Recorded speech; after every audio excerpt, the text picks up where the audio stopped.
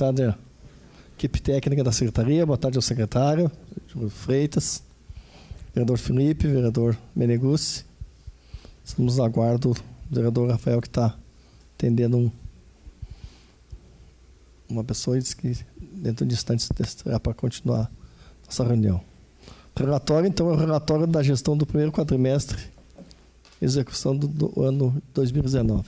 Secretário, de imediato já lhe passo a palavra. Primeiro, eu quero agradecer que o senhor atendeu os moradores do Parque do Sol, Morada do Sol. Eu não sei, né? Corrida do Sol.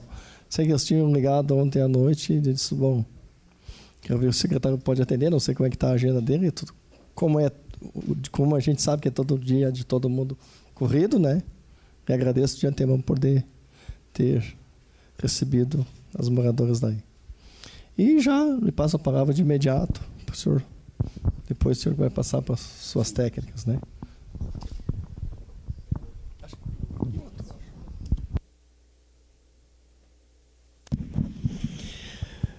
Vereador Renato Oliveira, presidente da Comissão de Saúde, vereador Felipe Grêmio-Maier, vereador Meneguzzi, agradecer a acolhida mais uma vez dessa comissão.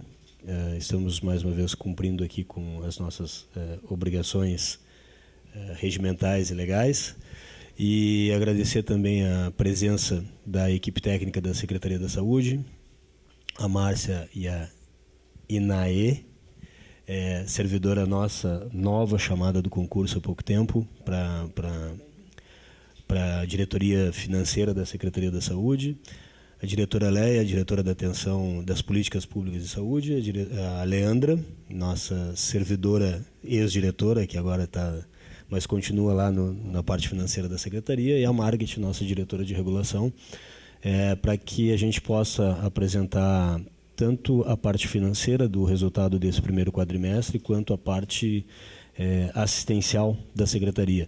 Mais ou menos no mesmo formato que a gente já fez anteriormente, abrindo as informações dos números e nos colocando à disposição dos vereadores para os questionamentos.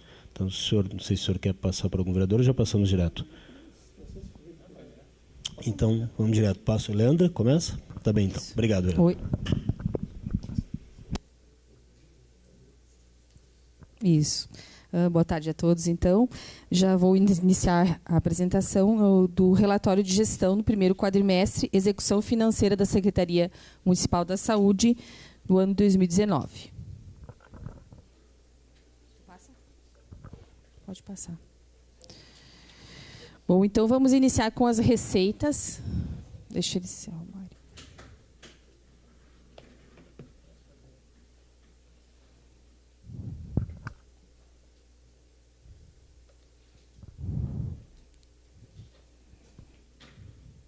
Já que eu não vou ficar no rosto dele.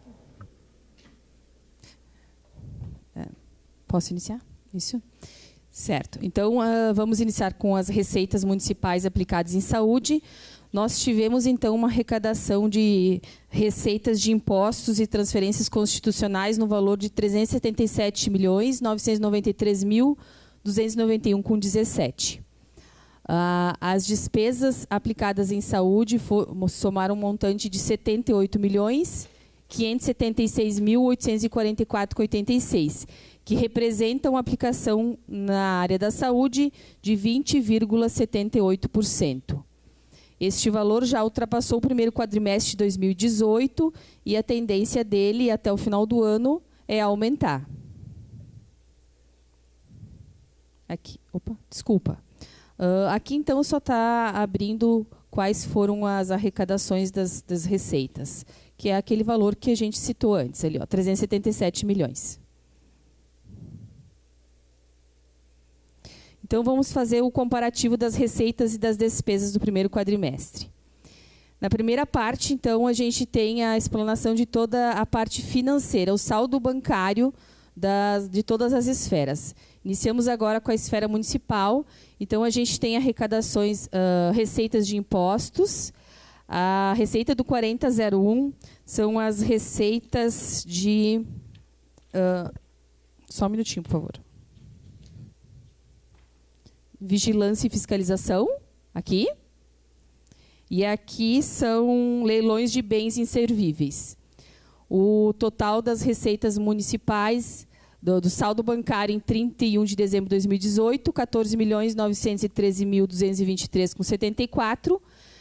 Nós tivemos, então, receitas no total de 87.110.608,63. Rendimentos de aplicações financeiras, 265.392,21. Despesas pagas, 84.233.810,67. O saldo, então, em 30 de 4 de 2019, 18.055.413,91. Passa, Marketing. Aqui, as receitas da esfera estadual. Então, a gente tem... assistência farmacêutica, atenção básica, vigilância. Eu quero aqui ressaltar para vocês a questão das receitas. No Estado, a gente vem recebendo, então, não em todos os nossos vínculos. A gente teve receitas na assistência farmacêutica, 455.633. Na atenção básica, 540.279. Na saúde da família, 441.637. No PIN, 46.750. Ali, Marketing. Aqui. Centro odontológico, tivemos algumas receitas, 15.000. SAMU, 787.456. No CAPS, 166.400. Aqui são os repasses aos hospitais, 1.791.000. As outras todas são zeradas porque realmente o Estado não está repassando os valores dele. Então, vamos aqui para o total do Estado. Saldo bancário em 31 de dezembro, 8.092,94. Receitas do Estado, 4.246.908. Rendimentos de aplicações financeiras, 143.297. Despesas pagas do Estado, 2.388.184. O saldo, então, em 30 do 4, 10.094.115. Sendo que boa parte desses 10 milhões, ele está aqui, 5.316.000, que são recursos que são repassados para os hospitais. Passa. Aqui da esfera federal. Então, da esfera federal, eu preciso explicar para vocês que a gente teve uma grande mudança nos vínculos.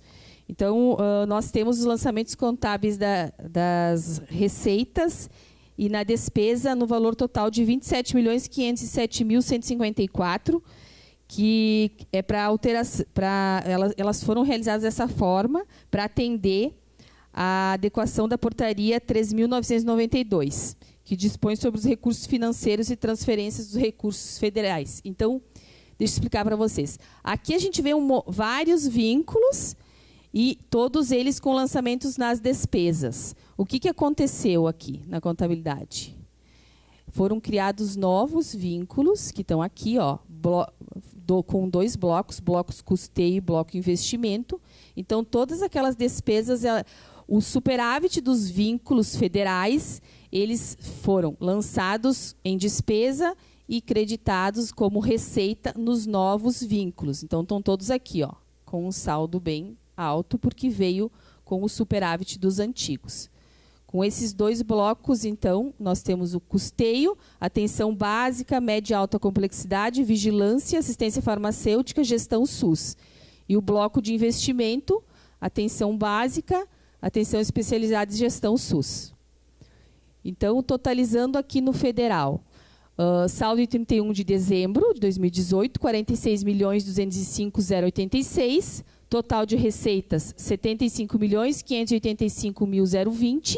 Rendimentos, 937.231. Despesas pagas, 76.733.000. Saldo em 30 de 4 de 2019, 45.993.602. Então, aqui a gente tem o resumo do que eu demonstrei para vocês.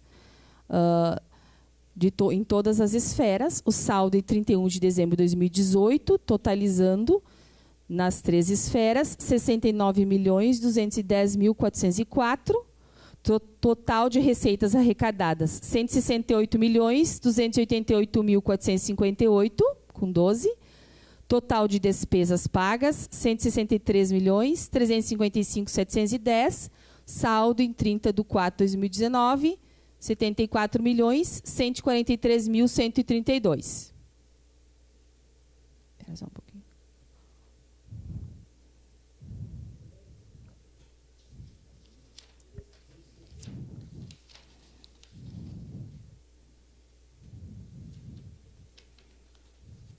Cadê o gráfico? Aqui, então, a gente tem um gráfico para demonstrar os percentuais das despesas aplicadas em cada esfera. Acho que primeiro vamos passar essa outra lâmina que fica melhor para compreender. Aqui, então, a gente tem o resumo das despesas pagas no quadrimestre. O que a gente tem aqui? Despesas com pessoal, serviços, subvenções, diárias, aluguéis, materiais permanentes, indenizações de restituições, judicialização, material de consumo, despesas com passagens e locomoções.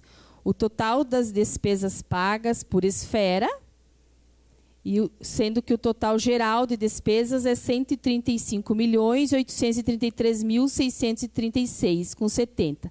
A gente visualiza melhor na próxima lâmina aqui, ó. Então, daquele total lá, se a gente visualizar das despesas pagas por esfera, nós temos a aplicação de 62,01% foram pagos com recursos municipais, 36,23% federal e 1,76% foram pagas com recursos estaduais. Aqui a gente tem o demonstrativo de cada esfera, aonde é que a gente aplica o maior percentual de despesa aqui. Então, na esfera municipal, nós temos um percentual maior de despesas pagas com pessoal.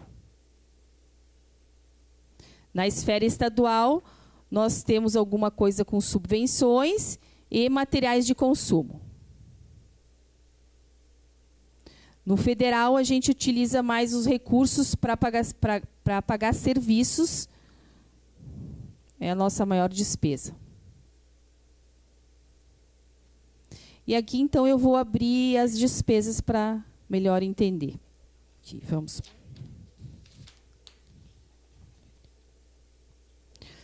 As despesas de pessoais, aqui são folha de pagamento de servidores, estagiários.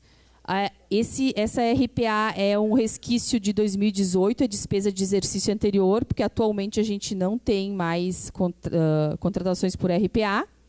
E aqui são pagamentos de mais médicos. Atualmente a gente tem 20 médicos no programa. Total de despesas com o pessoal, 51.232.526. Aqui são os serviços, então. Temos ali serviços de limpeza e conservação. Aqui é limpeza, higienização, seguro em geral, seguro de veículos, associações, federações e confederações, é o CONSEMES, manutenção e conservação de equipamentos, serviços hospitalares, serviços de telecomunicação, aqui outros serviços de saúde, outros serviços de transportes em geral, aqui são serviços com transporte de paciente, micro-ônibus, aqui. Coleta de resíduos e destinação final. Serviço de terceiros, contribuição previdenciária. Limpeza de vias urbanas, são as limpezas das áreas verdes das UBSs. Serviços diversos, aqui são despesas de exercícios anteriores. Serviços odontológicos, serviços médicos odontológicos, transporte de resíduos sólidos, serviços de cópia e reprodução, manutenção e conservação de veículos, taxas, serviços domésticos, serviços de lavanderia. Serviços de locação de software, manutenção de software, serviços de laboratoriais, Serviços de copa e cozinha é para atender a parte da saúde mental, CAPS. Vigilância ostensiva, que é rastreamento dos veículos. Manutenção e conservação de bens imóveis. Serviços ambulatoriais, Vale Transporte, é VISAT para servidores. E locação de máquinas e equipamentos. Serviços de seleção e treinamento, serviços de energia elétrica, manutenção e conservação de máquinas, serviços de comunicação em geral, é telefonia, juros, serviços técnicos profissionais, locação de mão de obra. O total das despesas em serviços, então, é 47.400.852,57. As subvenções, então, temos aqui todos os hospitais, Virvir, Paulo Guedes, Círculo Operário, Geral, Pompeia. Então, isso aí é complementação de serviços SUS. Total das subvenções, 18.644.622. Então, temos alguma coisa de despesas com diárias.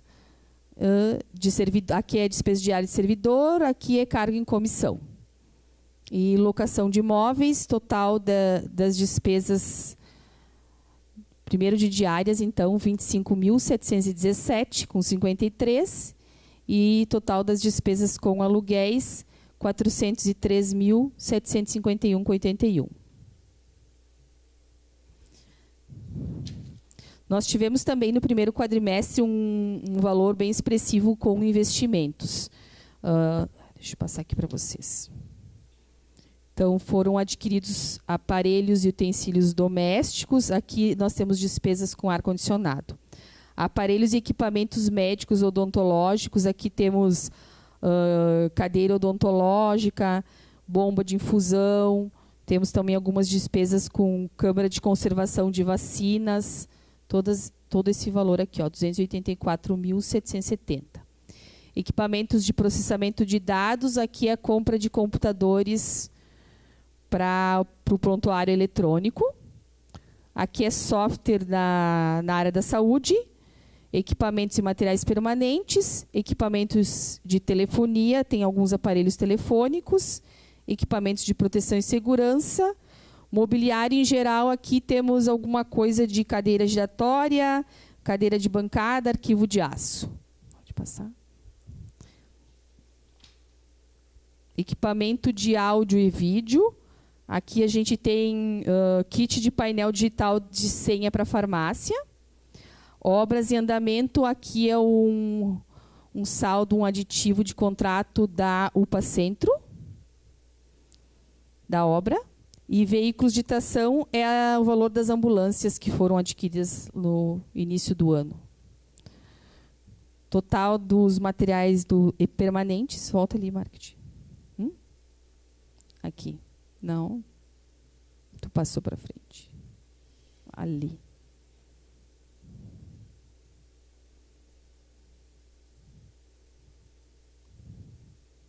Aqui. Total, então, gasto com permanente, 2.784.988. Valor pago com indenizações e restituições. Aqui é auxílio alimentação de servidores. E aqui mais algumas despesas com indenizações e restituições. O total, então, das indenizações e restituições, 3.568.165. Judicializações e ordens judiciais, 2.932.263,80. E aqui, então, temos os materiais de consumo. Combustíveis, gêneros alimentícios, copa e cozinha, material de expediente, material de processamento de dados, odontológico, material de laboratorial, gás, material de proteção e segurança, material de divulgação promocional, material de manutenção de máquinas e equipamentos, materiais elétricos e eletrônicos, ferramentas, farmacológicos, químicos e material hospitalar, material para manutenção de bens, material de higiene e produtos de limpeza, material de limpeza, né? Material para manutenção de bens móveis, materiais de telecomunicação, material para comunicações, manutenção de veículos também. O total de material de consumo é 8.746.895,32. Aqui nós temos as despesas com locomoção, total 79.632, e despesas com passagens, também aqui, 86.852. O total de geral, então, das despesas pagas no primeiro quadrimestre, 135.833.636,70. Agora eu vou passar para a Margit apresentar a parte física. Boa tarde a todos. Dentro, então, dos recursos aplicados em saúde, a gente dividiu em quadros de redes temáticas para demonstrar um pouco do trabalho da Secretaria da Saúde e o que reverte isso em assistência ao município. Dentro da atenção básica, então, lembrando, são 49 UBSs no município, o que cobre 60% do território municipal, dos quais 34% com estratégia de saúde da família, mais ou menos isso, né, Laine? Então, dentro dessa temática da atenção básica, nós tivemos um total de 855.689 procedimentos realizados. Importante salientar que isso não são pacientes atendidos, são procedimentos. Um mesmo paciente pode ir numa UBS, fazer uma aplicação, fazer uma consulta, verificar uma pressão, então ele aparece várias vezes. Não são procedimentos de acordo com o que é previsto na tabela SIGTAP do SUS. Tá?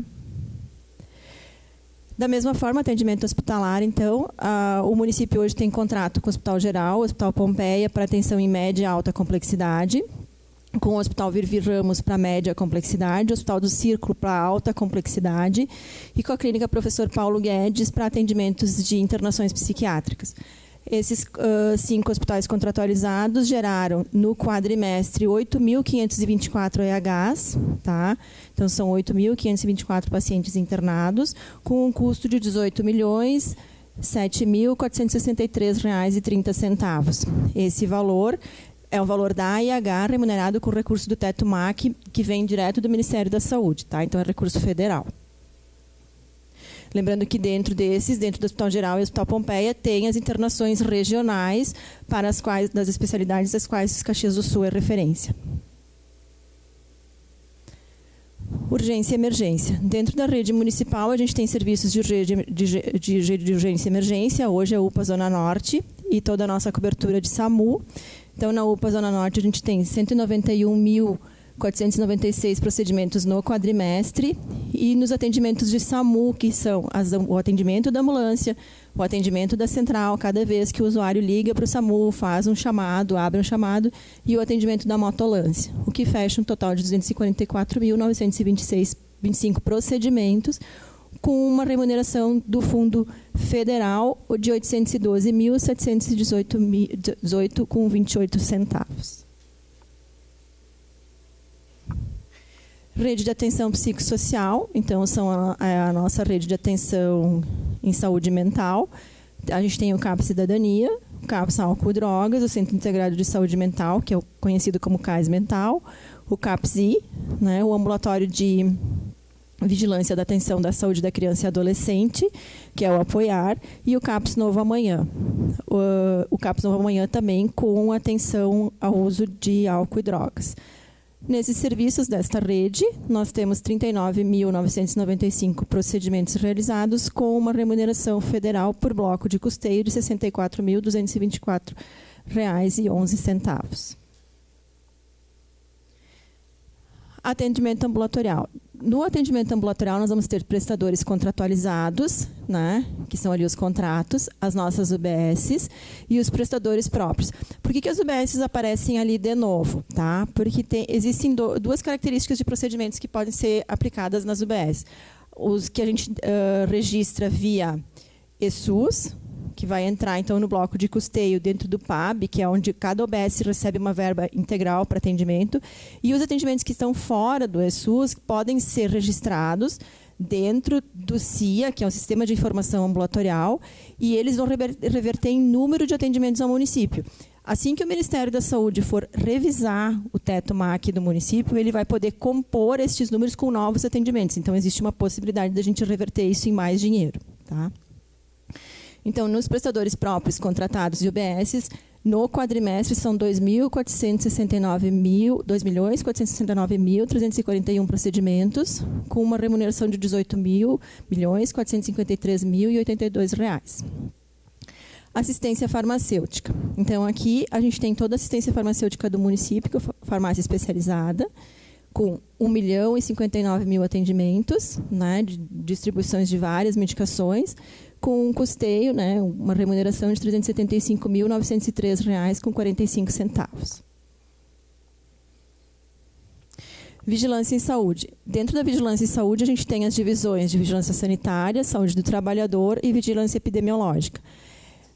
Quando a gente fala em vigilância sanitária, ali 59.470 procedimentos, ou seja, atendimentos não significam 59 inspeções, autuações, enfim, mas é um grupo grande de ações feitas dentro da Secretaria, dentro deste setor, que pode ser, inclusive, reuniões temáticas, atendimento em grupos, solicitação de alvará, toda a pessoa que vai até a vigilância fazer alguma solicitação.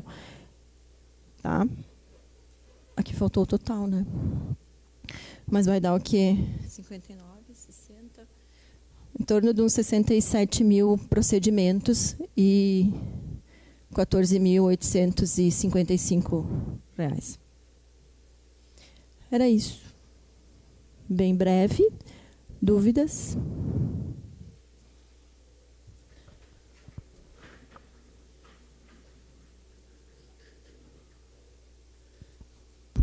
Vereador Alberto, vereador Felipe, algum questionamento?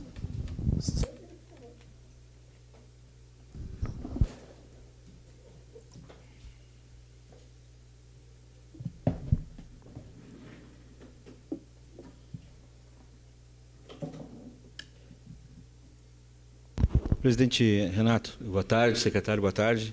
E dar boa tarde também a todos os servidores. Parabéns pelo trabalho de vocês. Eu tenho algumas dúvidas sobre a prestação de contas. Talvez seja... Eu não tenho muito afinco aqui com as questões contábeis. São dúvidas pontuais. Fala-se ali em obras em andamento, 88 mil, né, se falou da UPA Centro. Então, eu queria perguntar qual é o valor total da UPA Centro e se tem algum prazo em relação à UPA. Também, sobre UPA Zona Norte, falou em R$ 812 mil. Eu queria saber quais são os valores mensais, realmente, isso a gente sabe mais ou menos, mas quais são os valores mensais da UPA Zona Norte. Sobre o CAPS Novo Amanhã, tem ali um valor de R$ 450 só, e um número de 14.378, eu acabei não entendendo. É esse mesmo valor, R$ 450 para o CAPS? Sim, porque o CAPS ele é remunerado, Alberto, com um pacote de custeio. Então, todos os procedimentos do CAPS, quando ele digita no sistema de informações, eles automaticamente saem zerado, porque o CAPS recebe um bloco de custeio para funcionar. Ele recebe uma verba e tem que se virar com aquele dinheiro. Quando aparece esse valor, são procedimentos extras que eles fazem que têm algum tipo de remuneração. Um paciente que esteja lá no CAPS em atendimento precisou fazer um curativo, precisou receber uma medicação, fazer um soro, né? Então, o Ministério entende que esse procedimento não é comum no CAPS, então ele pode ser digitado numa produção e ele conta como físico e financeiro, né? Senão a remuneração do CAPS entra toda ela zerada por ele ser financiado por um bloco de custeio. Tá bom, obrigado. Também sobre diárias de servidores, em torno de 25 mil, eu queria saber mais ou menos quais são as viagens que foram feitas, quais foram as diárias. E sobre os aluguéis, 403 mil, os aluguéis envolvem todas as UBSs, enfim, tá, beleza, então já... Isso, exatamente, então é todo o sistema, os aluguéis, né? Sempre lembrando que é do quadrimestre, né? Sim, do quadrimestre, isso. Exatamente. E também tem ali outros serviços de saúde, em torno de 8 milhões, só que não foi especificado quais são os outros serviços de saúde. Não querendo ser chato, mas assim ficou é igual a vantagem de servidor. Outras vantagens, quais são as outras vantagens? Eu queria só entender quais são os outros serviços de saúde, 8 milhões. E também sobre serviço de seleção e treinamento, R$900, o que se refere a esse... É um por vez, senão... eu estou jogando tudo aqui. Desculpa, mas enfim. Os 83 mil, acho que é uma parcela, né, da obra. Não é total da obra. Com relação ali da UPA Central, nós tivemos algumas adequações com relação ao projeto e a estrutura física lá. Estou passando para o senhor informações que eu recebi da CEPLAN. Esse contrato ele é da CEPLAN, os fiscais desse contrato são os engenheiros da CEPLAN, e nós recebemos as informações ali. Houve um aditamento do contrato dentro do percentual legal de até 25%, nesse primeiro quadrimestre, que foram readequações que tiveram que ser feitas, e está fora do quadrimestre ali agora também, mas já está em andamento, já foi publicado um aditivo no prazo da obra, em função do atraso que teve. Esse aditivo foi mais de 60 dias, inclusive hoje eu até assinei essas informações da CEPLAN para o Ministério Público Estadual e Federal, em função lá do TAC, né? Mas elas são questões que foram, até li na resposta do secretário Fernando, por exemplo, tinha questões de infiltrações, tinha um gesso acartonado de paredes que tiveram que ser totalmente retiradas, tinha um material que não estava previsto ou não se identificava na questão da rampa, que tinha que mudar a posição dela, então foram essas questões. Mas são questões mais técnicas ali, e este valor ali foi aqueles 25% que foi aditivado, e agora saiu o segundo aditivo, que é de prorrogação do prazo. Com relação à UPA Zona Norte, depois se a prorrogação se o pessoal mais 60 quiser. dias, secretário? Mais 60 dias? 60 dias é a prorrogação da obra, né? Depois o pessoal quiser detalhar um pouquinho mais, mas o senhor perguntou, mensalmente é 2.054 que nós repassamos para a UPA Central. Obviamente que dentro deste valor... Oi? Para a UPA Zona Norte. Obviamente que dentro desse valor nós temos ali, nós conseguimos a partir de maio, se eu não me engano, foi era a habilitação e a qualificação, né? Sim. A qualificação saiu a partir de maio, então a partir de junho nós começamos, que está fora do quadrimestre, nós começamos a receber 500 mil do governo do estado e do governo federal. Quando nós tínhamos só habilitação, nós recebíamos 250 mil. Isso. Né? O resto são recursos próprios do município. Então, esclarecendo melhor, né, o que o Júlio já complementando então a informação dele. O valor mensal da UPA é 2.054 do valor do repasse. As despesas elas são menores e o valor todo ele gira em torno de 1.800.000 a despesa da UPA Zona Norte. O restante do valor ele é um saldo que fica em contrato para necessidades que houver durante o decorrer do período, né? E para cobrir qualquer de rescisão de contrato, se necessário, né? O que mais tu me pediu? Aquele valor dos 83 mil, o Júlio já esclareceu, né? Isso coube dentro do primeiro quadrimestre, um valor de aditivo de contrato da obra. Eu só fiquei na dúvida, desculpa, secretário, se esses 60 dias é a partir de hoje, que o senhor, não, é a partir de quando está valendo... O aditivo foi publicado agora na semana passada, se eu não me engano, mas ele já tá em andamento esses 60 dias. Eu continuo, vereador, todas as manifestações que eu faço, eu continuo dizendo. Sim. Nós tínhamos a intenção, a meta de abrirmos antes do inverno. Questão de obra que foge ao nosso controle, foge principalmente nosso da saúde, né? Houve esse atraso, por isso nós também fizemos o plano de contingência. É importante destacar, nós não estamos gastando recurso novo naquele 1.100.000 para o Virvi Ramos. Foi uma readequação dos valores dentro da secretaria. E nós fizemos isso porque tem uma média histórica de aumento da demanda na área da saúde de 20% a 30% no período de inverno. O que nós fizemos, eu estou só saindo um pouquinho só para lhe explicar, o que nós fizemos foi... dos 400 atendimentos diários, em média, que a UPA Zona Norte faz, 300 são pessoas que são classificadas como pulseira azul. Destes 300, dentro dos critérios que a equipe técnica, os enfermeiros, os médicos, tanto do Virvi quanto do IGH, quanto os técnicos da Secretaria definiram, não disponibilizando isso para não ter que fazer esse translado com crianças, idosos, gestantes, mas adultos que sejam classificados na UPA Zona Norte com pulseira azul, é possibilitado, caso eles queiram, que eles sejam dirigidos até a clínica Clélia Manfro. Isso em 100 atendimentos dia. Isso dá o percentual de 300, 100, dá o percentual de 30% de reforço desse plano de contingência. Claro que a porta de entrada do Serviço de Urgência e Emergência de Caxias é a UPA Zona Norte, até nós conseguimos abrir a UPA Central. E isto é possibilitado, o usuário ele não é obrigado a ir. Né? Ele tem a prerrogativa de dizer, não, quero aguardar aqui, ou não, eu quero ir. Por que nós colocamos o ônibus à disposição? Porque quando este paciente ele é acolhido e triado, ele é responsabilidade nossa. Nós não podemos deixar com que ele vá sozinho, pode haver uma intercorrência, alguma piora do quadro clínico. Dentro deste ônibus nós temos um técnico de enfermagem do município, que se precisar acionar o SAMU e tal.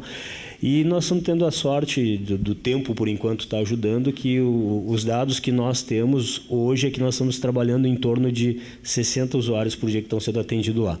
Nós acreditamos que, com um período de frio, com o aumento dos problemas respiratórios que são normais da época, nós vamos trabalhar próximo da capacidade máxima e esperamos poder suportar. Mas, se pensarmos hoje, nós temos como capacidade de atendimento, durante este período de inverno, enquanto a obra da UPA Central não estiver pronta, de 500 atendimentos dia daí. Você me fez a pergunta das diárias. Vou fazer por parte aqui, né? Então, assim, as diárias de servidores, em sua grande maioria, são para motoristas, e os locais, então, onde eles prestam, então, recebem essa diária para coleta de sangue em outros municípios, transporte de paciente em ambulância, curso de servidores tem 2 diárias, é bem pouco. Levar paciente para Porto Alegre para tratamento e outros locais, né? A vigilância ambiental, então, é interior do município para controle do mosquito borrachudo. Atender escolas no interior para o programa de saúde bucal. Isso é um resumo do que eu verifiquei lá, mais ou menos na sua maioria é isso, tá?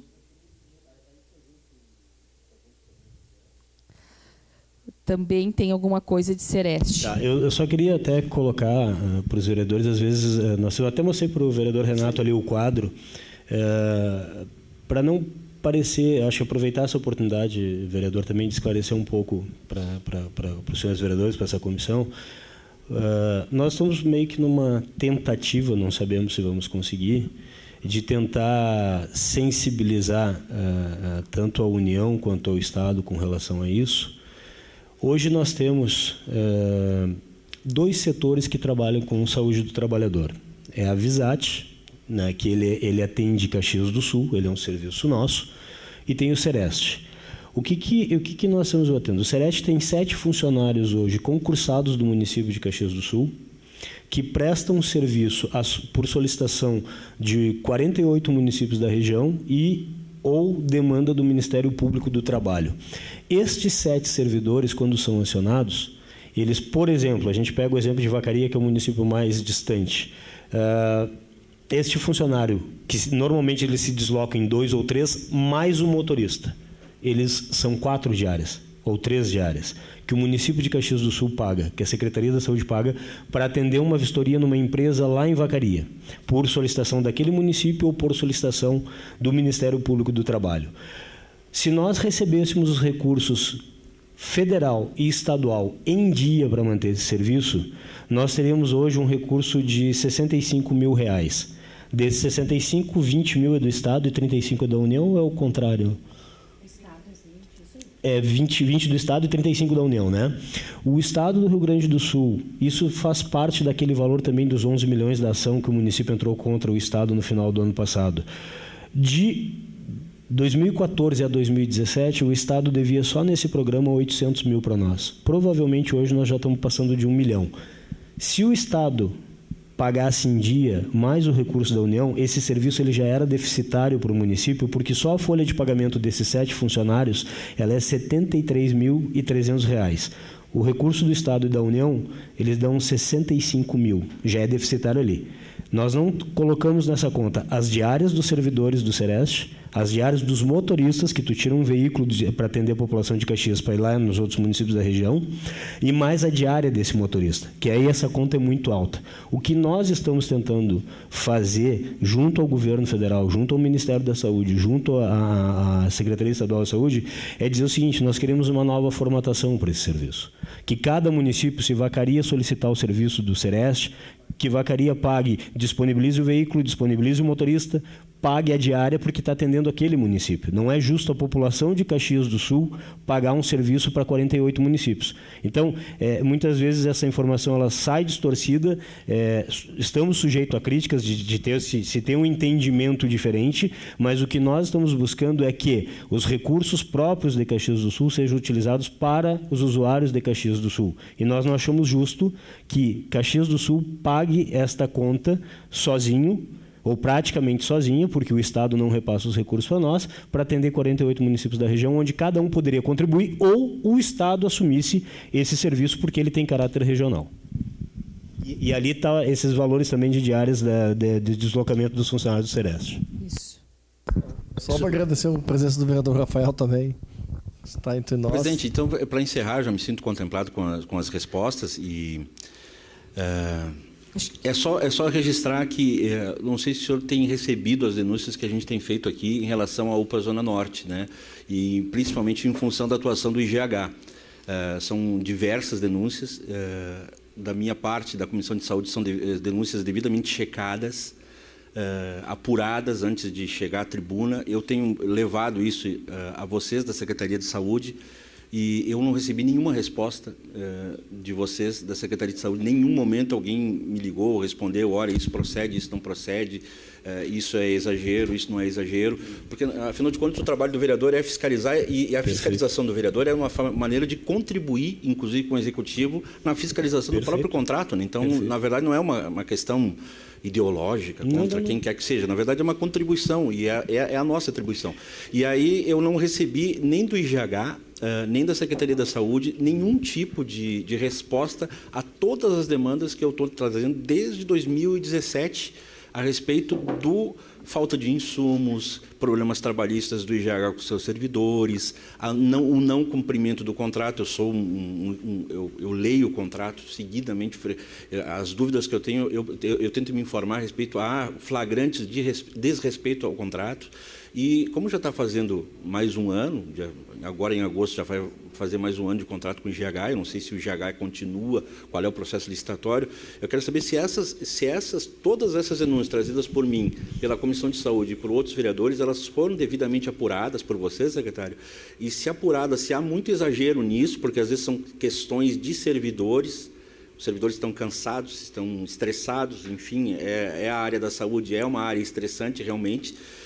Nós, seguidamente, eu domingo estive lá e vi a situação em que se encontra lá as pessoas esperando 7, 8 horas, mas isso já acontecia no postão 24 horas também, mas a gente vê lá as pessoas sofrendo, as pessoas reclamando. Isso foi ontem, foi domingo, tem sido frequentemente, a gente sabe dentro de que contexto. Mas, assim, a minha pergunta é: por que não se responde, né? E se realmente o IGH está sendo procurado, apontado para algumas situações que são trazidas por nós. E, por último, eu prometo que eu paro depois, o prédio onde está a UPA Central, ele está sendo utilizado, parte dele é utilizado por quem? Ele tem alguma ala que está sendo utilizado, o prédio da UPA, onde estava o postão 24 horas? Não. Nenhuma parte dele está sendo utilizado. Ele está todo em reforma. Está todo em reforma. Aonde era o postão, sim. Onde era o postão. No lado ali tem algum prédio anexo? Tem algum... Não, a área que está em reforma é a do postão. Do lado a gente tem ali o Hemox, ali, o Hemocentro. O Hemocentro. Sim. Tá bom. É o postão. E o resto é a parte administrativa, é a parte de cima ali que tem. Não há perigo, assim, porque eu recebi denúncias também de que se o prédio do postão está em reformas, também ali ao lado, né, a parte administrativa teria problemas de como está funcionando a parte ao lado, se estão todas em reformas aí, se há algum tipo de preocupação quanto a isso. Exatamente, é isso. O que houve dessas questões. o que houve. Obrigado, presidente. Obrigado, secretário. Tá, eu vou tentar lhe responder, vereador, se eu conseguir me lembrar tudo que o senhor perguntou, mas assim, todas as denúncias que chegam a nós, seja dos senhores vereadores, sejam do CREMER, seja do Ministério Público Estadual, Federal, do próprio Conselho Municipal de Saúde, quando ela diz respeito a questões de funcionários do IGH, nós temos uma cautela, e nós já respondemos pedido de informação, de fazer o seguinte: nós temos muito o cuidado seguinte, nós temos que fiscalizar o atendimento das metas assistenciais, e aí tem uma comissão de funcionários da Secretaria da Saúde que coloca um relatório trimestral do atingimento das metas assistenciais. Isso é feito por funcionários da Prefeitura, da Secretaria, concursados. Nós começamos a estruturar agora, após eu ter ido para a Secretaria, nós estruturamos um setor de prestação de contas dentro do financeiro da Secretaria, que até então não tinha. E posso dizer para o senhor, foi uma coisa que me surpreendeu, porque eu sempre... o maior orçamento do município está na saúde, tu tem contratos pesadíssimos com hospitais, com o próprio IGH, que tu é obrigado a ter uma prestação de contas. Nós estamos com... É um serviço que está sendo capitaneado pela Márcia. Nós fizemos uma força-tarefa com vários profissionais de diversas secretarias, principalmente contadores e técnicos em contabilidade de várias secretarias, para que nós revisitássemos os 18 meses do contrato do IGH. Nós já fizemos esse trabalho, agora nós estamos numa parte de entrega de um relatório para a PGM, para que a PGM possa nos dar uma segurança daquilo que nós possamos entender que foram despesas não previstas ou que não poderiam ter sido feitas e tal, mas isso é normal, e aquilo que nós tivermos o respaldo jurídico, nós vamos glosar e vamos descontar e vamos... Sem problema nenhum. Este setor de prestação de contas, ele cuida da parte financeira.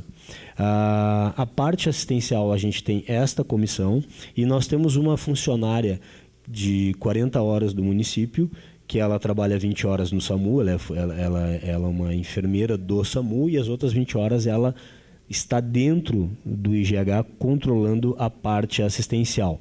Obviamente que tem coisas a ser adequadas, a gente tem adequado. Eu tenho feito uma reunião mensal com o pessoal do IGH, os meus diretores e as equipes técnicas têm feito reuniões quase que semanais com o IGH. Com relação à denúncia de servidores, nós não podemos, pelo próprio contrato, ter interferência no RH.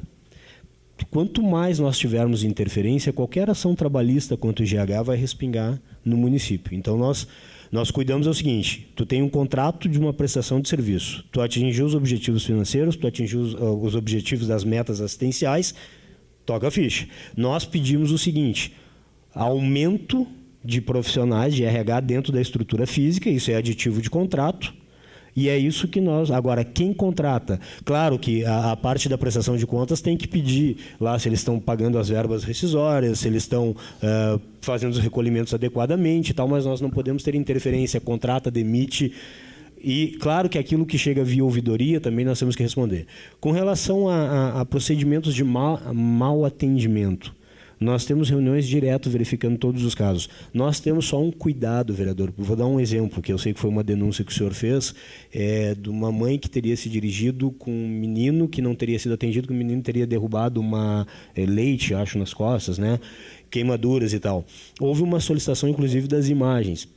Nós temos um pouco de receio, vereador, com toda a sinceridade, é que nós não queremos amanhã ou depois ter qualquer tipo de ação judicial contra nós por uso da imagem do usuário. Nós tendo uma determinação judicial, ceda a imagem, a gente faz, entendeu? O que nós não podemos é alguém depois ser utilizado. Eu fui questionado isso pela imprensa, eu disse, olha, imagine você numa sala de recepção de uma UPA, de uma UBS, de um hospital particular, você está lá enfermo, com o seu filho enfermo, me entra um repórter, ou me entra alguém com uma câmera, ou alguém tem acesso a essa informação. Tu tem direito à privacidade, aquele usuário que está lá dentro e o funcionário que está lá dentro. E eu estou tentando ter muito cuidado do seguinte, vereadora. Se for comprovado a negligência no atendimento, eu sou o primeiro a querer que o IGH se responsabilize e faça isso. Eu só estou tomando cuidado porque tem investigação, tem um boletim de ocorrência disso. Eu preciso que essas investigações definam. Se definirem que esse funcionário foi negligente e que essa pessoa foi mal atendida, eu tenho obrigação como fiscal daquele contrato de ir lá exigir. Agora, eu tenho que ter a responsabilidade e o cuidado de não proferir, nem por escrito e nem em declaração, qualquer juízo de valor antes de tu ter uma definição a respeito disso. Com relação ao tempo de espera lá, óbvio que nós temos pico, sim, tem dias principalmente onde, naqueles horários onde as UBS estão fechadas, à noite, final de semana, que tu pode ter um pico, sim. Segunda-feira tem muito um aumento de usuários lá, mas assim, o próprio GH nos traz indicadores do percentual de pessoas que passam acima de 4 horas esperando. É um percentual pequeno dentro do universo todo, que nós estamos sempre trabalhando para justificar. Não é base científica disso, não é como argumento, nós temos que nos espelhar em nós mesmos. Mas nós sabemos de relato, inclusive de usuários, inclusive nas próprias matérias que saem na imprensa, tu vê relatos lá de pessoas que têm plano privado e permanecem 5, 6, 7, 8 horas. Outra coisa que nós verificamos, vereador, há uma dificuldade nossa, principalmente na área médica ou na área pediátrica, de conseguir profissionais. Já escutei muito se falar, porque foi o município que exigiu que os médicos começassem a bater ponto e agora ninguém quer trabalhar, médico não quer trabalhar no município de Caxias do Sul. Eu tenho 2 diretoras minhas que foram a Passo Fundo há uma questão de 30 dias atrás, para verificar um projeto deles que funciona lá, na área de dispensação de medicamento, de farmácia da atenção básica, e elas foram conversar com a secretária da Saúde lá, e a secretária da Saúde relatou que eles também, e lá é uma cidade universitária também, que eles têm dificuldade de atrair o profissional médico. Hoje nós temos 2 grandes dificuldades que não é só nosso de Caxias do Sul. Isso eu acho que é um problema nacional. Primeiro, o profissional médico, ele não quer vir para o serviço público se ele não puder cuidar do consultório dele, fazer um plantão no hospital para complementar a renda, porque o serviço público ele não é atrativo para o profissional médico. Ele é atrativo tu pensar numa aposentadoria, numa estabilidade, mas não financeiramente. E aí nós vamos esbarrar na parte financeira do município, e nós não podemos, para um médico concursado, pagar um valor que é fora do mercado daquilo que se paga dentro do serviço público, porque o senhor sabe que um servidor ele tem um custo para o município muito maior do que um contrato emergencial, por exemplo.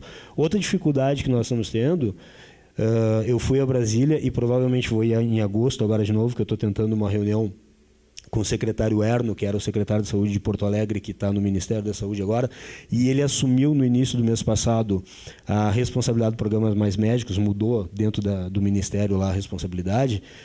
O que aconteceu? O programa Mais Médicos Caxias do Sul está habilitado para 25 médicos. Desses 25 médicos, nós temos uma carência de 5 médicos, se eu não me engano, se eu não estou falhando aqui, e agora, em outubro, eu tenho mais 7 médicos que vão entrar de férias, e em novembro eles se desligam porque fechou 6 anos, eu não tenho como renovar. Então, eu vou ter 12 médicos a menos do programa Mais Médicos. E aí, qual a dificuldade que eu tenho? O governo federal, o senhor sabe melhor do que eu, pós o resultado das eleições, o governo de Cuba mandou que os médicos cubanos voltassem. Nós aqui tivemos a responsabilidade, inclusive, com data e horário para largar no aeroporto, porque eles poderiam perder o voo e tinham que voltar. Houve uma reposição de médicos inicial, mas o que acontece? O Ministério agora está cobrando que o programa Mais Médicos se adeque à lei dele e à regulamentação dele. O programa Mais Médicos não foi feito para um município como Caxias do Sul. Ele foi feito para atingir municípios lá dos grotões do Nordeste, onde tu tem a dificuldade de chegar o profissional médico. E, com o passar do tempo, não se foi cuidando disso e foi abrindo. Por isso que Caxias hoje tem 25 profissionais habilitados disso. Só que hoje o Ministério está dizendo o seguinte, não. E aí eles foram ver os critérios dentro do censo do IBGE de 2010. Lá do censo do IBGE de 2010, eles pegam o índice de desenvolvimento humano de Caxias, a renda per capita, outros fatores, e Caxias não se classifica no nível 4, 5 e 6. Ou seja, nós não vamos ter reposição desses médicos, nós vamos perder eles e não vamos ter a reposição, porque nós ficamos na classificação 3. Aqui não é considerado grotão, aqui não é considerado uma dificuldade da população em acesso à saúde. Então, aqui vocês não vão ter a reposição. Ok, o que eu faço? Problema financeiro? Não, o prefeito disse, tem médico, contrata. A minha diretora de RH está pegando... Nós trouxemos um profissional de São Paulo há poucos dias atrás. Está pedindo para as universidades de São Paulo, do Rio de Janeiro, do Nordeste, em qualquer lugar do Rio Grande do Sul. Tendo médico, nós estamos contratando. Contrato emergencial. Estou pedindo uma agenda no Ministério da Saúde para dizer o seguinte, ok, não me enquadro, Caxias não se enquadra, mas tem alguma medida alternativa? Porque eu estou levando dados lá, vereador, que inclusive saiu na imprensa aqui há poucos dias atrás, que eu peguei com a presidente da Fundação de Assistência Social, Caxias do Sul, de dezembro de 2016 até maio desse ano, aumentou 1.380 famílias na linha da pobreza. Estas pessoas, elas têm dificuldade de acesso à UBS. Se precisar de ônibus... Exato. Então não é porque eu tenho um censo de 2010, nós pegamos uma crise nacional, 2014, 2015, 2016, 2017, que muita gente caiu nessa linha de extrema pobreza, muita gente deixou de ter emprego, deixou de ter plano de saúde e veio para o serviço público. Em contrapartida, eu tenho recursos federais e estaduais que cada vez são mais curtos e uma demanda maior. Óbvio que isso vai inchar os nossos serviços. Agora, como é que eu reponho esse profissional? Hoje, o médico que faz concurso público, ele quer vir para 12 horas, para 20 horas. E eu tenho um médico que se aposenta do município com 40 horas, eu preciso de 2 de 20 para repor. Então, eu tenho essa dificuldade de repor profissionais, não é pela parte financeira, não é pela parte de autorização, é por parte de falta de profissionais, e isso não é uma característica só de Caxias. Estou falando isso para o senhor para dizer que, por que um profissional médico, e aí eu estou fazendo uma defesa aqui da gestão compartilhada, por mais que ela tenha problemas, por mais que nós tenhamos que melhorar os nossos mecanismos de controle, porque o médico, numa gestão compartilhada, ele trabalha com a empresa por PJ. Ele tem um MEI, vamos dizer assim, próprio dele, e só no imposto de renda ele paga 15% lá. E se ele recebe na pessoa física, ele paga 27,5%. Então, são situações do mercado que fogem à nossa alçada e nós temos que fazer conforme dá. Então, vereador, assim, tenho tido muita cautela, não omissão, mas tenho tido muita cautela. Essa questão do menino, eu preciso ter uma decisão judicial, um inquérito policial que defina alguma coisa, o Ministério Público, porque senão eu corro no risco de cometer uma injustiça, ou com a mãe do menino e com este menino, ou com o servidor. Eu preciso que a investigação ocorra para que eu saiba o que aconteceu, para saber como agir. Então, essas situações que eu tenho, não é má vontade, não é querer não atender, não é querer não responder, é prudência. Se eu apontar o dedo para essa funcionária e na investigação lá ela for considerada inocente, eu posso responder. Se eu apontar o dedo para essa mãe dizendo que ela não falou com a verdade, sem ter uma decisão concreta do que aconteceu, eu posso responder. Então, eu tenho que ter essa prudência. Marques, se tu queria complementar. Eu acho que só complementando o que o Alberto perguntou da questão do tempo de espera. Hoje a UPA Zona Norte, como ela está estruturada, tanto em ambiente físico quanto equipe, ela tem um recurso humano e tecnológico para atender 350 pacientes dia, certo? Eventualmente esse número extrapola, nós já tivemos dias que chegou a 417, alguma coisa assim. Tem chegado a isso. Dentro desse plano de avaliação trimestral que a gente faz, nós temos 3 indicadores que são medidos, que é o tempo de espera para pacientes categorizados como amarelos, verdes e azuis. Cada um deles deve esperar uma faixa de tempo, então o amarelo é 30 minutos, o verde e o azul eu sempre acabo me confundindo, mas um é 1 hora e o outro 2 horas, se eu não me engano. 120 minutos e depois 240 minutos. O que a gente tem observado desde que a gente começou a medir esses indicadores no plano de metas da UPA 24 horas? A gente vê que o que foge, que extrapola, esse pico de atendimento são sempre em torno de 8% a 10%. Né? Então, se tu pensar assim, se a UPA está estruturada para atender 350, tem atendido 400, aqueles que esperam mais do que a normativa que o Ministério está dizendo é proporcionalmente menor a quantidade que ele está atendendo a mais. Isso é uma coisa meio óbvia, assim, sabe? Então, se tu está atendendo um pouco acima daquilo que tu está organizado, né? Então, tem um grupo de pessoas que vai esperar, mas é um número bem... é expressivo, mas ele nunca foge desses... O máximo que a gente chegou foi 10%. E esse número está controlado. E dentro do indicador, o que acontece? A partir do momento que 100% dos pacientes não são atendidos nesse intervalo de horário, a meta não pontua. Né? Então, eles não atingem o score do plano de metas que eles deveriam atingir. Então, eles têm que trabalhar também internamente, e nós, na gestão compartilhada, para tentar controlar esses gaps. Por isso, o plano de ação do inverno foi pensando justamente nesses pacientes. Qual é a fatia maior que fica esperando? É justamente os pacientes de faixa azul, que são os pacientes menos críticos, que podem esperar. Né? Então, esses pacientes são convidados aí para esses outros atendimentos. Né? Complementar que, como a gente não tem muita oportunidade de sentar, mas acho que é importante para os senhores ter essas informações, a UPA ela é um serviço de urgência e emergência. Urgência e emergência eu não tenho estrangulamento. Eu não tenho espera. A pessoa chega, ela é atendida. Podem ocorrer erros humanos? Pode ocorrer. Pode haver uma classificação errada. Isso seja no IGH, seja num serviço nosso. Isso é do dia do ser humano, isso acontece. Na iniciativa privada, são erros humanos que podem acontecer. Isso todo dia nós nos deparamos, por exemplo, com o médico. A Margit me passou esses tempos uma situação que não era nem usuário nosso, era de outro município, né? Querendo trazer para cá, para o hospital. O médico daqui do hospital privado tinha um entendimento, o médico que estava atendendo ele no município tinha outro entendimento totalmente diferente. Parece que tu estava falando de duas pessoas diferentes. Então, a gente tem isso aí.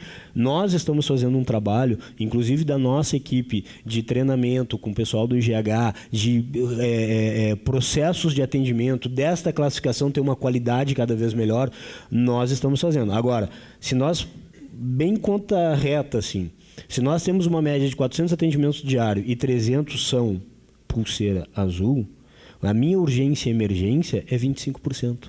Esse está sendo atendido. E eu tenho um tripé aí de dificuldade. Qual?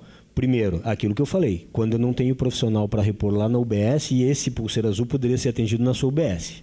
Esse é um ponto. Segundo ponto, eu tenho uma capacidade física disponível na UPA Zona Norte, que a gente está falando 350. Se eu estou tendo uma média de 400 atendimentos dia, é óbvio que ela está extrapolando a capacidade física dela. Terceiro, tem uma questão cultural. Eu falei isso aqui no conselho, quando a gente veio apresentar aqui a questão da gestão compartilhada da UPA Central. A minha equipe lá na saúde fez de uma forma bem empírica, vereador, mas foi interessante a gente verificar isso. Eles foram durante 3 semanas, dias úteis, horários em que as UBSs estavam abertas, e foram entrevistar usuários identificados com crachá da secretaria, foram entrevistar usuários depois da classificação, depois de estar com a pulseira azul no pulso. Tá? E eles fizeram um questionário de 9 perguntas. E aí dizem assim, por que o senhor está aqui? E aí saiu assim, desses 300 pulseira azul, claro, isso naquela média das pessoas que foram entrevistadas. Não é um instituto de pesquisa, não é, mas ela dá um referencial.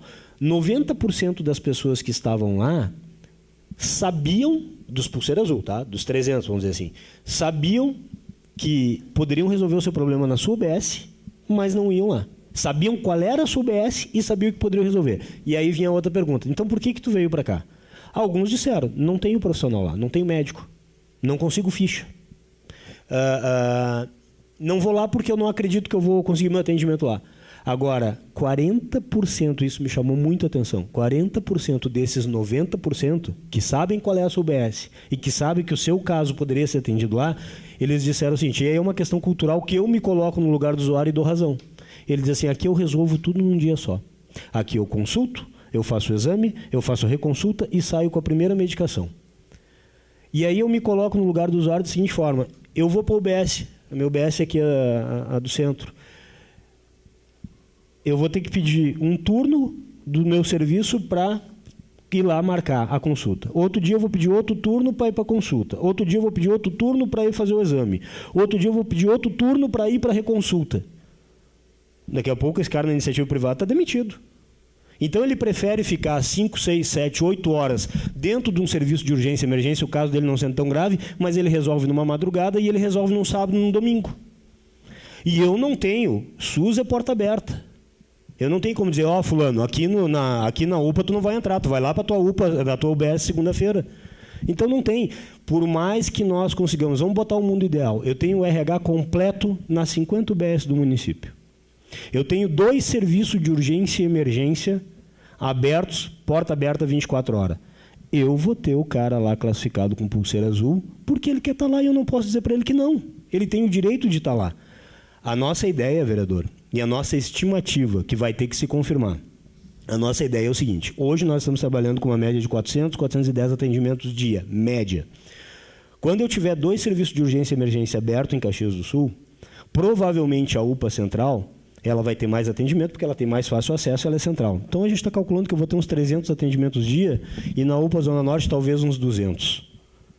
Eu tendo capacidade de atender urgência e emergência 500 pessoas dia, eu acho que nós vamos atender bem a população. Só que eu preciso fazer isso. Eu preciso abrir esta UPA. Posso passar, não é a nossa intenção, posso passar o inverno todo sem conseguir abrir a UPA Central, por problema de licitação, por problema da obra, mas nós ficamos 25 anos em Caxias do Sul com um único serviço de urgência e emergência, com vistorias do CREMERS dizendo que era inapropriado, com apontamentos do Ministério Público dizendo que era inapropriado, com funcionários dizendo que era um setor insalubre de se trabalhar porque não tinha condições de higiene para se trabalhar lá.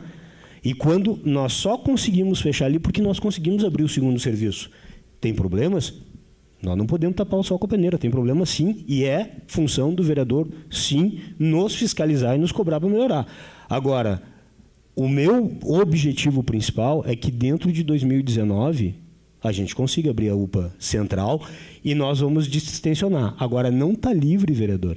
Não está livre de tu ter 2 serviços de urgência e emergência abertos 24 horas, com capacidade de 500 atendimentos dia, e chegar uma pessoa lá que ficou 8 horas esperando. Por quê? Porque o caso dela foi classificado como mais grave e ele não quer ir na segunda-feira na sua UBS, ou ele não quer ir no outro dia por causa do serviço dele, e eu não tenho o que fazer. Nós temos que dar a opção. Nós temos que dar a opção da pessoa chegar na UBS dela e conseguir atendimento, chegar no serviço de urgência e emergência e ter atendimento. Nós estamos trabalhando, é uma cláusula do TAC também, que nós consigamos dar a alternativa, não terminar com a pessoa que vai lá querer marcar a consulta dele. Eu não tenho como chegar para o usuário e dizer assim: o senhor sai da fila de madrugada aí, não fica, liga, porque... Não. Eu tenho um relato do pessoal das UBS para mim. Os meus gerentes, meus funcionários, eles dizem assim: tu pode dizer para a pessoa, está marcada aqui a sua consulta é às 10 horas da manhã. Às 8 ele está lá. E ele está lá na fila, e ele está lá conversando, e ele tem o vizinho que está lá também. Eu não vou conseguir. Agora, nós queremos dar a possibilidade seguinte: tu não quer ir até a UBS marcar? Tem aqui um número de telefone. Liga, agenda a tua consulta por telefone. Foi uma briga, vereador. Cada UBS tinha um tipo de agendamento. Uma semanal, outras quinzenais, outra mensal, outra bimensal. Para nós botar um sistema de telefone para que as pessoas possam ligar para lá, eu tenho que ajustar a agenda de todas as UBS. Teve UBS que não gostou de perder. Mas nós vamos, quando tiver esse atendimento, as agendas todas das UBS elas vão ser quinzenais. Outra coisa que é difícil, às vezes, as pessoas entenderem. Isso é política de saúde, não é nós que definimos. A pessoa ela tem que estar vinculada ao UBS do bairro dela. Sabe o que acontece? Às vezes ela chega lá, não conseguiu a consulta dela para aquele dia, porque tem capacidade, tem número de pessoas lá. Ela não conseguiu, UPA Zona Norte. E nós temos que atender. Então, essas situações a gente tem. Não é o mundo ideal, não é. Temos dificuldade? Temos que melhorar. Eu duvido o dia que alguém vai chegar e dizer assim: a saúde é 100%. Nunca. Mas a gente está se esforçando diariamente para isso, vereador. E só complementando, Júlio, algum registro que possa ter chegado a essa casa de dificuldade de acesso ao prédio da Secretaria da Saúde, A gente está passando por adequações, porque como a UPA central vai ficar dentro do prédio, o prédio tem que ter o seu PPCI liberado pelo Corpo de Bombeiros. E aí ele tem que ser prédio, ele não pode ser só o andar da UPA. Então, tem algumas adequações que estão sendo feitas no prédio, e durante a semana passada e a semana anterior, nós tivemos reforma nas escadas, em função dos corrimões que têm que ser adequados. Então, sim, a gente teve bloqueios, né, de tempos em tempos, então ficou uma parte da manhã sem acesso às escadas, com acesso exclusivo do elevador. Vocês conhecem a estrutura da secretaria, infelizmente a gente tem um elevador só, ele não dá conta nem quando a escada está liberada, então, sim, a gente teve dificuldade de acesso, mas isso já está resolvido, a obra já acabou, né? E provavelmente essa parte das escadas já acabou, já está pronta, né? E as outras talvez não vai impactar tanto na questão de acessibilidade ao prédio e aos serviços que lá funcionam. Tá? E só mais uma coisa, a dificuldade de profissional na atenção básica, ela é nacional e regional. Nas reuniões que eu tenho participado na regional, por Caxias ser referência para outros municípios, existem municípios na região da 5ª Coordenadoria que fizeram já 6 concursos para a equipe de saúde da família. Todos eles desertos. Ninguém se inscreveu para o concurso. E não eram salários ruins, não. Eram salários em torno de 15 a 18 mil reais para trabalhar 40 horas por semana. Né? Então, assim, tem municípios que estão abrindo mão da estratégia de saúde da família, né?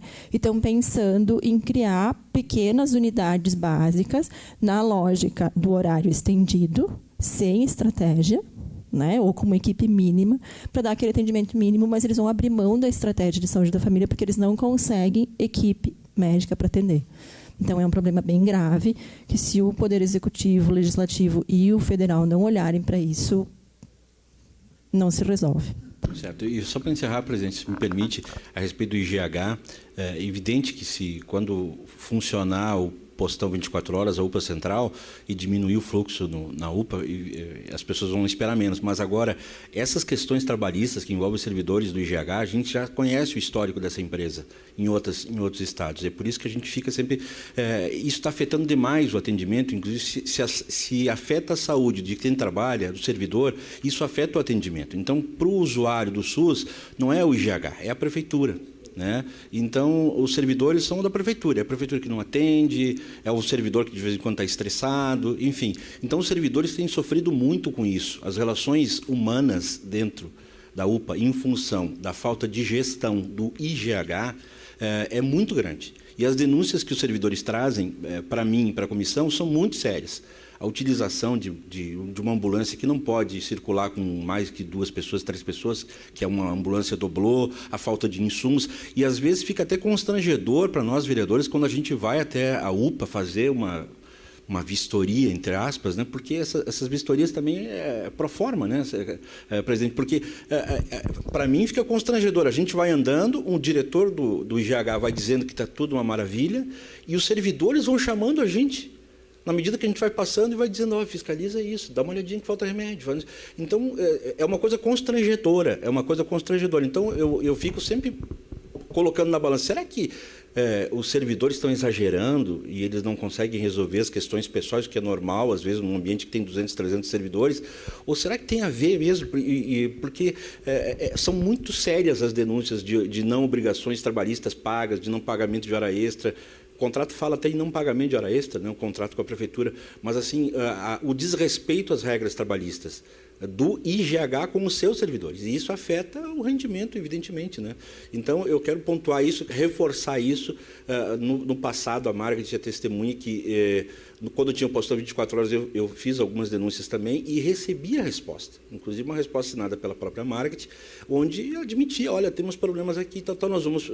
Isso é importante, a gente receber a resposta, olha, tem razão nisso, não tem razão nisso, nós vamos melhorar esse procedimento ou aquele. Mas se vocês estão investigando e se há essas comissões que são contratuais, inclusive estão no contrato, é importante ficar realmente, dar esse suporte, dar essas respostas e investigar realmente, porque as denúncias são muito sérias, que envolvem os procedimentos errados do IGH.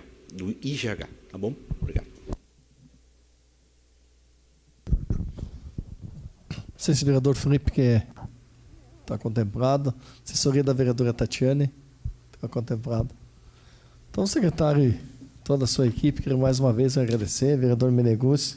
Acho que suas indagações nos ajudam, nos engrandecem a nossa reunião, porque também o secretário, também, na sua agenda, pôde ficar mais tempo. Às vezes, sempre a sua equipe foi sempre bem ágil, não teve dificuldade nenhuma, mas quando o senhor pôde ficar também, algumas problemas mais políticos, eu acho que o vereador Meneguzzi tirou algumas dúvidas que poderia ter, além do formal, né? Eu acho que lhe agradeço mais uma vez, o senhor e a sua equipe, por essa prestação de conta, que eu acho que foi bem dentro do esperado, dentro do normal, porque a equipe é sempre bem eficiente. Muito obrigado.